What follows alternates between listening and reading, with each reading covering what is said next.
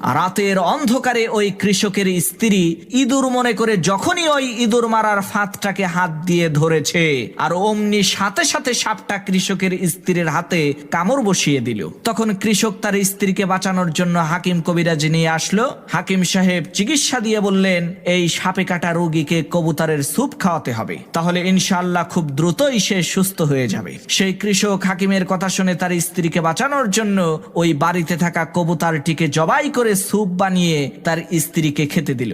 এদিকে তার স্ত্রীর অসুস্থতার কথা শুনে আত্মীয় স্বজনেরা তাকে দেখতে আসলো। তখন ওই কৃষক বাড়িতে থাকা ওই মুরগিটাকে জবাই করে গোশত রান্না করে বাড়িতে আসা মেহমানদেরকে আপ্যায়ন করলো। আল্লাহর কি কুদরত! কিছুদিন পর ওই কৃষকের স্ত্রী সুস্থ হয়ে গেল, যার কারণে ওই কৃষক আনন্দিত হয়ে তার বাড়িতে থাকা ওই ছাগলটাকে জবাই করে এলাকার লোকজনদেরকে দাওয়াত করে খাওয়ালো। প্রিয় ভাইরা আমার, আজকে আমাদের ফিলিস্তিনের